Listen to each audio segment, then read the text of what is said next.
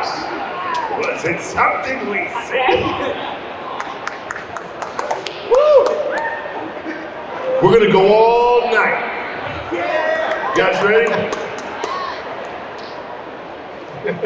We're not shutting it down. Seriously, thank you all for coming to the MAGA support group. Whoa, too soon. Hey, wait. Yeah, this is, well, I think we'll probably be able to get to everybody's questions. Yeah, I think so. Which is rarely Any happens. questions? Would any of the empty chairs like to ask a question? Yes, sir. Only one. Only one time. Only one time for money. I had to do it. Yes. Yes, it does burn. That's right. All right, we'll let you guys take the show. So I'll go ahead and start this off. My name is Daniel. Again, welcome everyone. Round of applause again. Come on. Some of our awesome guests for sure. So I'd like to start off this segment, and I'd like to do this. It's called Giving Roses, right? I don't have actual roses on me, but I have words. Okay. So I can say for a fact that I know your guys' careers, especially when it comes to video games and you name it, is illustrious in its own right. So on that regard, I appreciate, like, people don't think when it comes to video games how important voice acting truly can be, because you have the developers, you have the artists, you have the creators, you have the, you name it, but then you also have the voice actors, which are really that bring it to life. So on that note, give a round of applause just how awesome they truly are.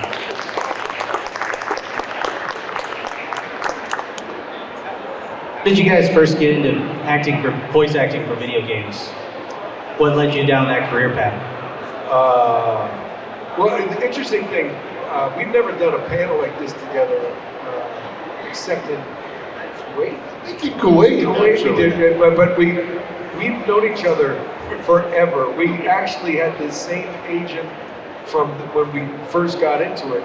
And I used to go to sessions for animation or video game, and if I saw Fred Tatasciore's name, I knew I was doing well, because he's doing so much, he's so versatile.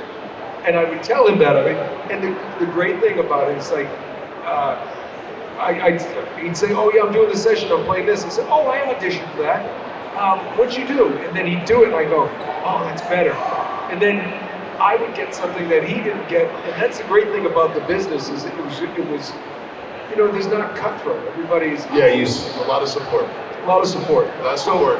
How did I get into it? I was doing a TV show. I did it for 5 years, and then I bounced around doing other on-camera stuff.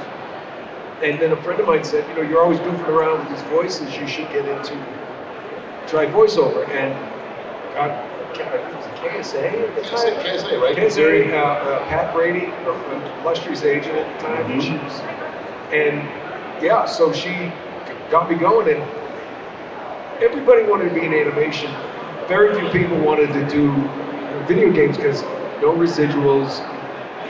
But at the time when we started, it was like, grenade, get down! It's just a bunch of yelling. And people were like, I don't want to do that. And I don't know, it was, work is work. And and I had 2 kids at the time. I'm like, I got to pay for these guys. So it was like, I think scale rate was like $700 for 4 hours. And people were like, you're going to go yell I'm going to yell at my kids for free for 4 hours. Why not get paid? So it was, and then I found I just, one thing that both of us, we were always able to yell and not, get burned out, kill ourselves. And I think, people started recognizing that we could go and do that sort of thing. And, here we are. And then it became more narrative driven, and here we are. Yeah, exactly. Similar story here. I met this guy, and he ended up being one of the funniest people, and such a great actor, one of the funniest people I got to work with. That's true. It's really true. Oh, he knows it's true. And yeah, I always joke about it. I say I yelled my way into this business, because I really got into this business doing comedy and music and all that stuff and acting, and I always loved doing creatures. So creature sounds were a big thing for me. But then it was medic, and all those guys. That was pages and hours of screaming. I always thought by the end of it, yes, I worked on video games for 25 years, doing really well. Because I grew up with, you know, Pac-Man. I always did this joke about, if you told me that all the classical, I came from a theater background, if you told me that all the Shakespeare I did was going to end up in a video game, right. You know, I would have like, Pac-Man, come hither! We must eat the fruit before the eyeballs go to the center of the labyrinth. I don't know. Round of applause, seriously. Yes.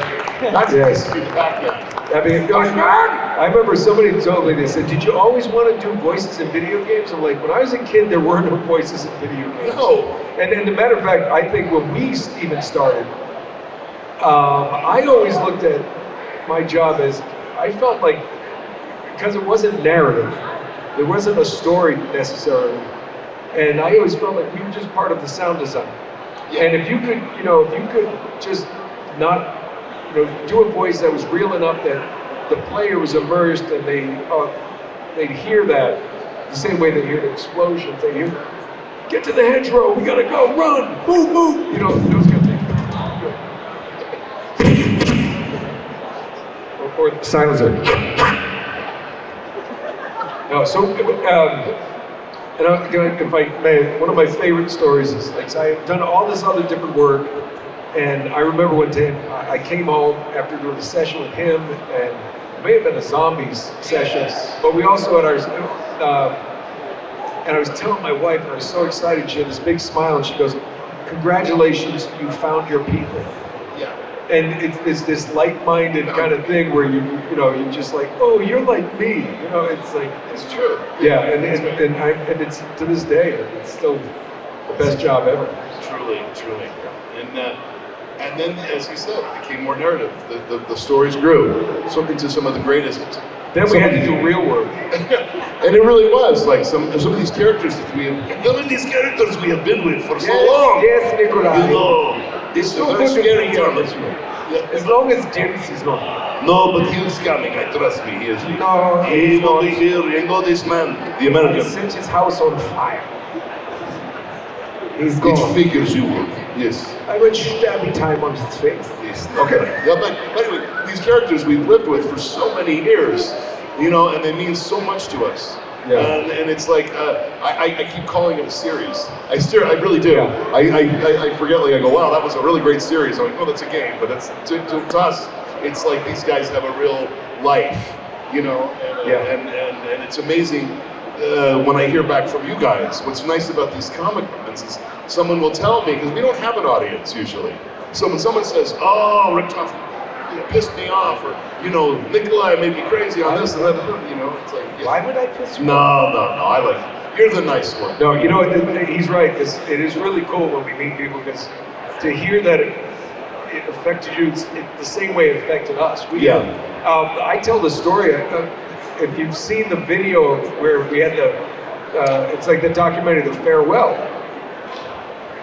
I went to Treyarch, and I go in there and they said, oh, we're gonna put you in hair and makeup. And I'm like, what?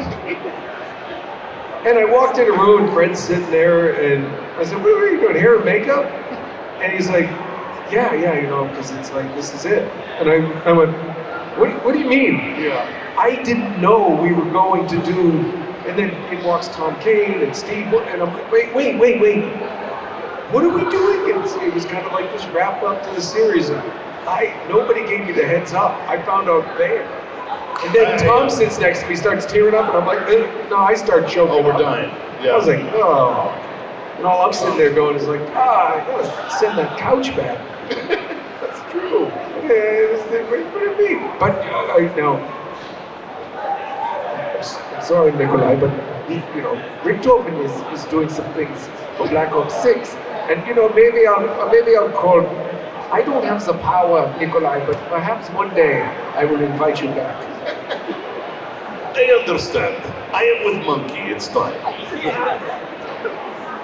By the way, doing a recent Black Ops 6 session is Rick Tobin. They gave me another script. They said, we need you to do this character again. And I looked, I said, that's not me. They said, wait, when they played the reference, I go, I can do that, but I don't think that's me. Could that be Steve? And they're like, no, it's you.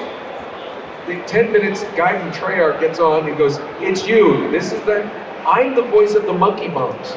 And I didn't know it. That's great. That's great. And it was like, it's like Demented Elmo. It is. And It's I was like, Demented Elmo. yeah, and I didn't even know it. And I listened and I go, "Oh, that's me." That's so funny. Yeah, I didn't even. I've been working do it, with I Monkey didn't for know. so long, I did not know. And the throwing monkey. Speaking of which, that's first of all, round of applause. That was Oh, take your hands. Okay. So on that note, working on as many characters as you have, right? So when you look back at your illustrious career for a second, both of you, right? Are there three? I mean, you can say however many favorite characters that you played, right? But three favorite that resonated strongly for a reason, and then favorite moments that you can think of why they resonated so much with you.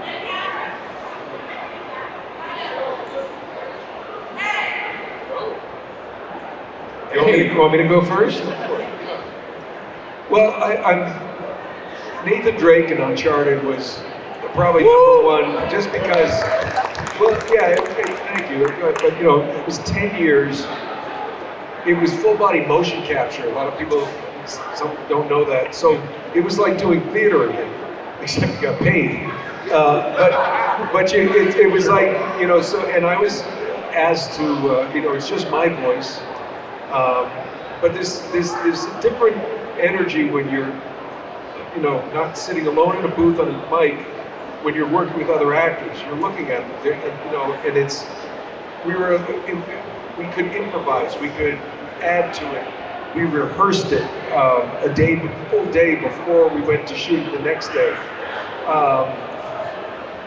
I traveled more than Nathan Drake did because of Nathan Drake. I've been, you know, and I was in Bahrain this year. I've been Finland, Scotland. I mean, I've been everywhere, and there are people dressed like Nathan Drake. And I grew up in Rhode Island, the smallest state. Yes, it's a state, but you know, it's like I never could dream this big. I had no idea to have a character that resonated with so many people. So that's one of the reasons, and it's led to more work and more jobs. I did Star Trek because J.J. Abrams was a fan of Uncharted. He goes, "Hey, you want to be in the movie?" I'm like, "What? Yeah, is that how it works? I've been auditioning all this time. Then if I'm going to, I'll tell you, Richtofen is literally one of my favorites because, you know, when he started, it was zany, it was funny, and then they made it more serious. Craig, our writer, the stories were so insane, but we also got to work with, I've known Fred, like I said, since I got into the business. Steve Blum, and then Tom Kane, who's a treasure.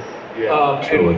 And we did record once together, and then they said, A group record together. yeah, and they're like, "This took far too long. We can't have you guys do that." But it was the best session I've ever had because we laughed. I think that's where I first coined "I hate you, Dempsey," because Steve was doing something. Anyway, but I love the character, everything he can do, and then I think, and gosh, he's actually part of this story too. Deadpool was probably one of my favorites too because I've done the video games and everything now, but the first time I ever did Deadpool was for Hulk Vs Wolverine. And they had recorded somebody. We were doing Wolverine the X-Men together. My first series was with him, cartoon series, and the producers said, "Hey, so this other guy did it, but we have an idea. You know how you're always saying things between takes that are going to get us all canceled and fired?" I'm like, "Yeah." And they go, "That's Deadpool." They brought me into a studio. I don't know if you know this, and I said, "Okay, where's the script?" They go, "Okay, this is the fun part.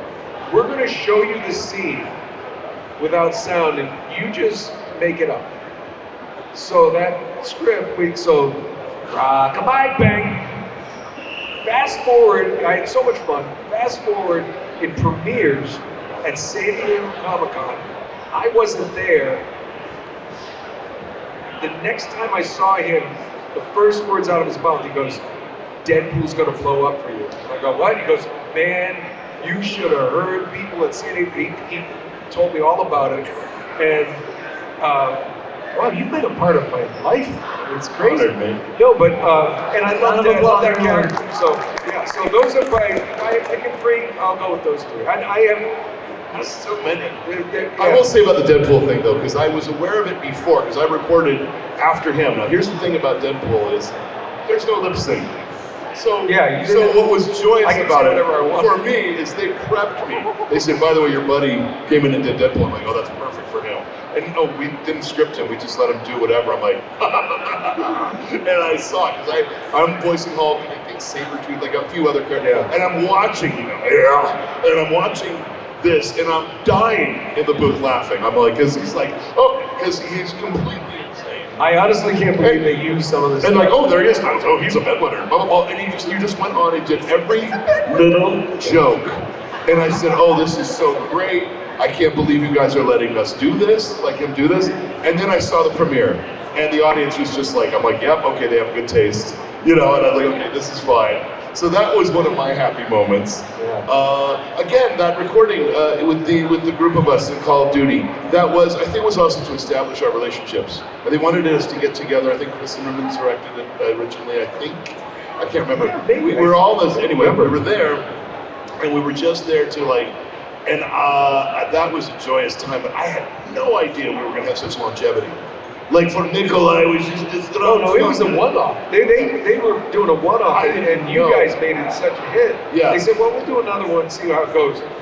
And then, remember, we started talking like, when are we going to get our own game? Like, when is there just going to be just those four? Yeah. That didn't happen, but hey, it's like an annuity. They just keep calling. It's just like it's a series. Yeah. And so Nikolai, of course, is a big one for me. Talk about top video game things. Gears of War, Damon Baird.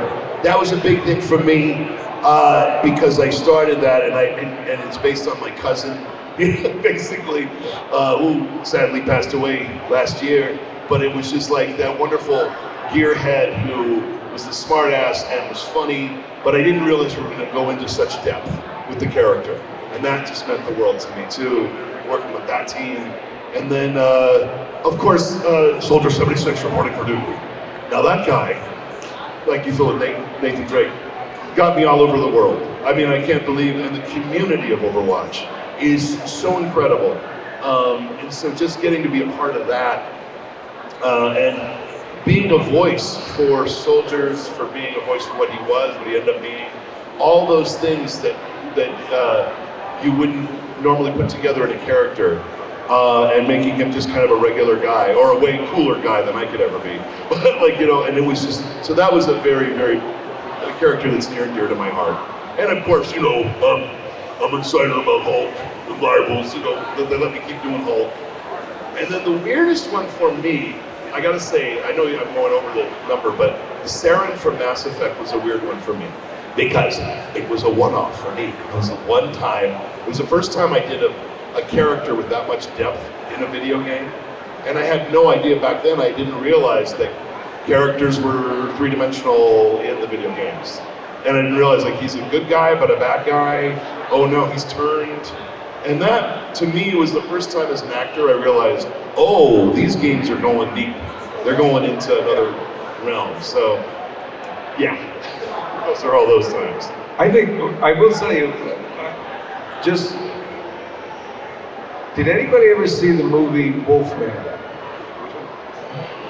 Wolfman. Yes, Wolfman 2010. That was Benicio del Toro. Well, I was hired to go to Warner Brothers to do the snarl, all this, and I walk in, and Fred's there, and I go, no, this is really cool. We spent I think we did 6 months, 6 or 7 sessions over time. They brought us both in, 2 mics, watching things. So when you see the fight, it's when Anthony Hopkins turns into, they fight in the movie. Yeah, he's That's me Benicio. fighting him. I was Benicio. He said, and Yes. and I remember I sat there, and Fred he had these orange socks on, takes his shoes off.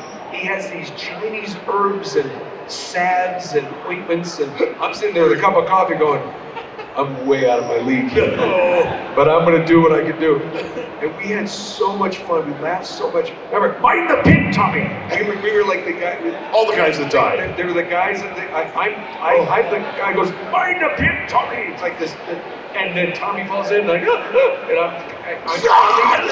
And when I get gutted. But we had so much fun doing this. We're on the Warner Brothers lot doing this. Then we had to do the and they said we may melt that. And then the crappy thing about it. This happens a lot in our job. We were really proud of it. This is really cool. I hate scary movies. I'm like, I'm gonna have to go see this because they didn't credit us. And when they in the credits you see a Wolfman, and they got for one hour session, they brought in some opera singer who did, and I talked to the engineer who said they didn't use it. It's us. It was all. He had a name. And they put him in there, and it happens a lot to voice actors. Yeah, if you get into this, be careful. It's not great for fame. If that's the thing you want to do. Until you do between us 1,000 titles. Right.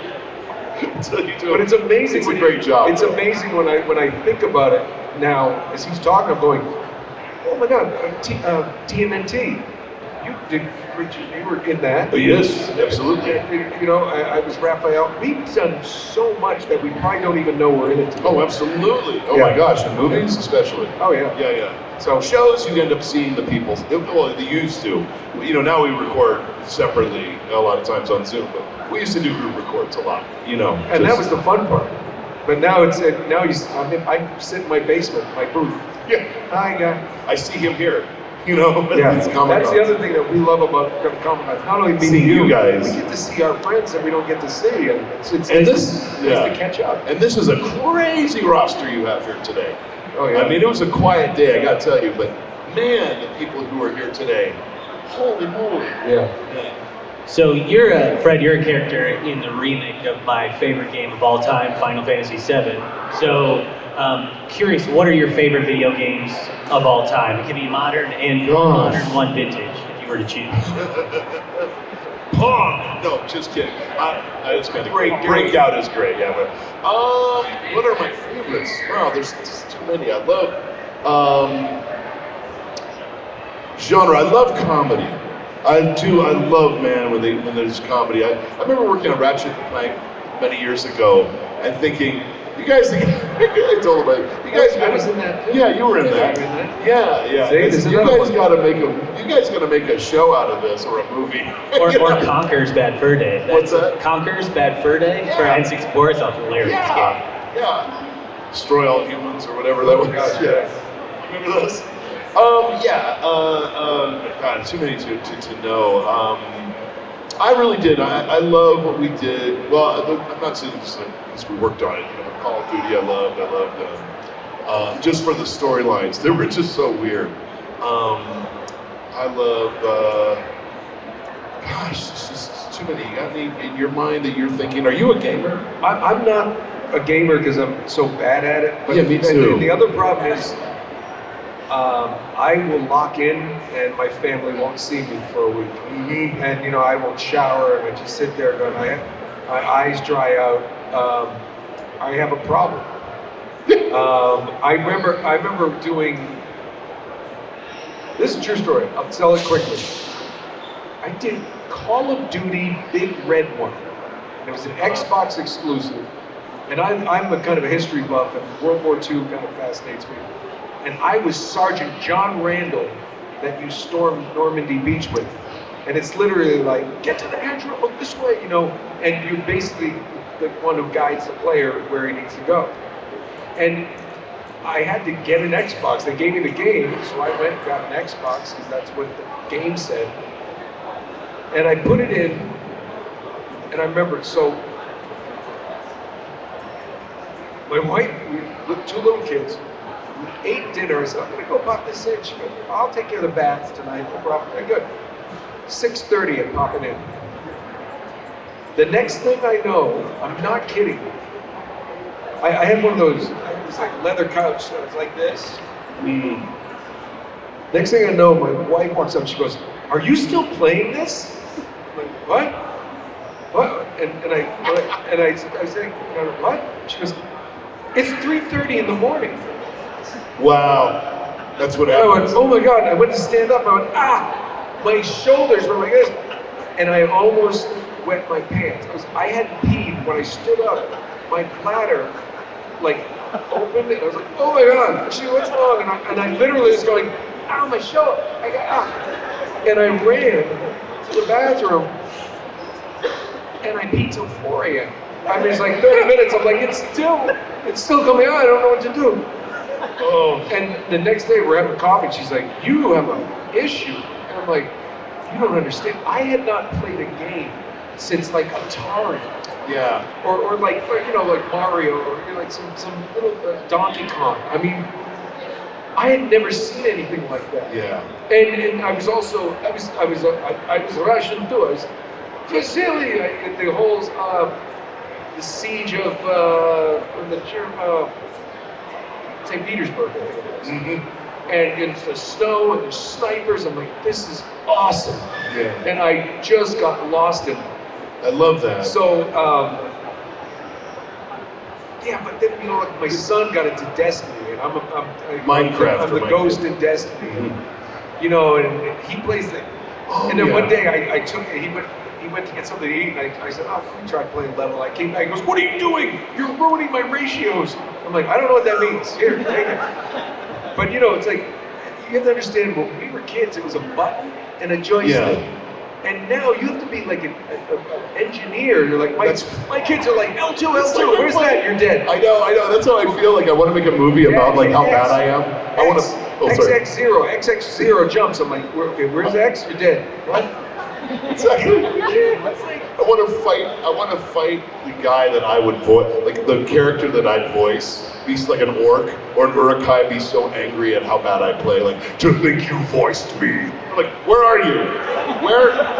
Hold on, what do I press? The red button. No, I can't. And then like a 12-year-old kills me. That's like, yeah. I know, totally. It's fun. But I do love it. I love the worlds that you get to go into now,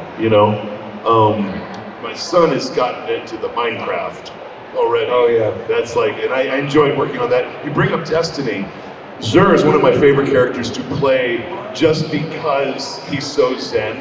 Like after a day of recording him, I feel much better. Yeah. I always feel, kind of calm after that. So on that note, thank you guys seriously so much. We're gonna go ahead and take 1 or 2 questions. There's only 1 or 2 people. Yeah. I'm gonna ask you questions too. Okay. We ask you questions. Is there going to be math? It's going to be math. I'm just kidding. My name's Brandon, as you guys know. And my question is for Nolan. Yeah. What do you think of Ryan Reynolds as Deadpool? Love him. Ryan saw the Hulk Vs Wolverine movie we're talking about, and my producers told me, they said, Ryan Reynolds said, hey, the guy who did that, he got it right. And so Ryan Ryan and I have never met, and he will post something about Cal Dodd after the movie, and he said these guys did it, and he does these shout outs, and we message each other on Instagram a few times, and I text him and I say, hey, thanks, you make me cooler than ever. He goes, man, absolutely. And he said, and I said, he said, I should pull it up, but he said, hey, so, what the hell was it? The bottom line is, I said, we gotta get, I hope we get to collaborate on something sometime, or at least meet, maybe go see a soccer game or something. He said, actually, I would absolutely love that. He said, I'm up in New York. I'm living in New York now. Schedule can be crazy, but let me know when you're in town, and then his cell number. So I was like, so I got back to him, I sent him mine, and I have a film that's going to the Tribeca Film Festival in June, and I plan on reaching out to him because he loves Deadpool. And he's been a proponent of that forever. And for him, there's a kindred kind of love of that character, because I love that character so much. That's one of the few comics that I read, and I just, because there's so many layers to that character. I mean, he can do, and he lives life without consequences, because you can't kill him. So he's like, he's just touched. And I thought, I've been a fan of Ryan's for a long time. I actually read for Two Guys, a Girl, at a Pizza Place. For that role, that was one of his first roles for UST television. And he got it, and I remember watching it going, oh, well, let's see, what does this guy got? And I remember laughing my ass off, because he just had that thing, that sort of thing, just like, hey, like that innocent kid who's just set the house on fire, but it's everything good. And he had that, and it was just, he's so charming, and he's funny, and he's smart, and I'm a fan. And when he did Deadpool, and I think those movies are hilarious. And everybody's like, why doesn't he put you in his movies? I'm like, I don't know, I don't care. I probably won't enjoy it as much if I'm in it, because I'll be looking at me. I would rather, I'm all in on those films. I just don't, I can't imagine anybody doing it better than Ryan Reynolds. And he's got a fan for life in me. I just think he's great. Thank you. Yep. Agreed. Any more questions? Oh, one in the back.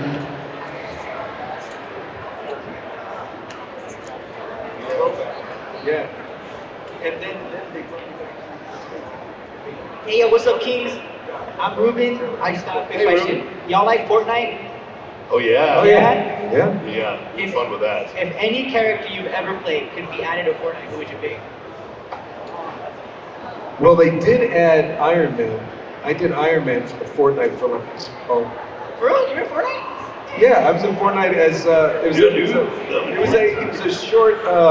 It was like a special thing where they brought Iron Man. I think is that, did they bring him in? Yeah, they did. That was me. Yeah.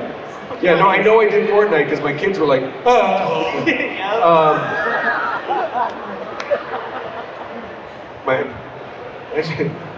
Well, I would say Nathan Drake, but he destroys every city he's ever been in, so that'd be the end of the That game. actually kind of worked though. Because you're finding out about this stuff. But coming in, I watched my kid play that, and I watched his hands. I'm like, I don't know what you're doing, but you're building a thing to get to the top, and then you're jumping off and sniping someone. I'm like, I can't do that.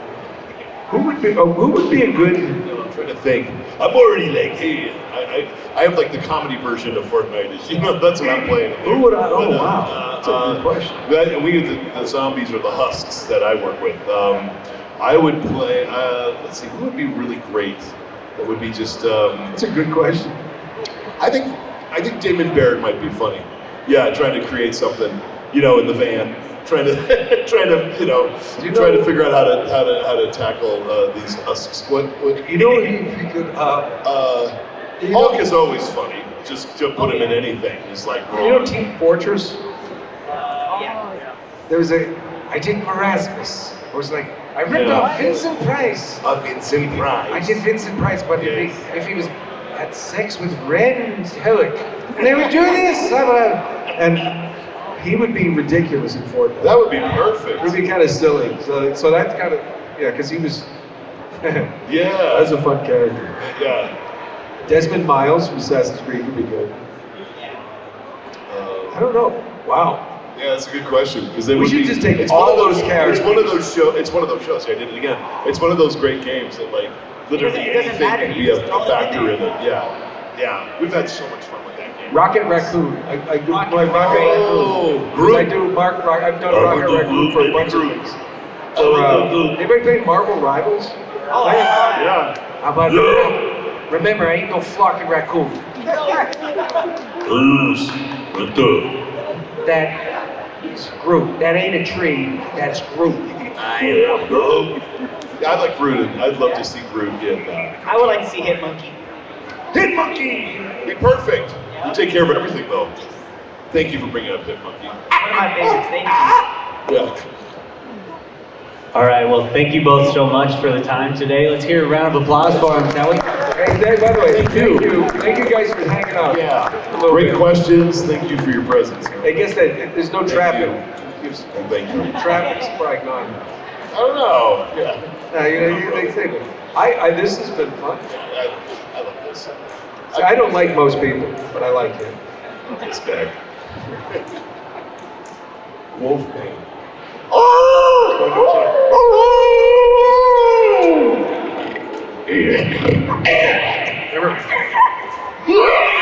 Can't even do it anymore. You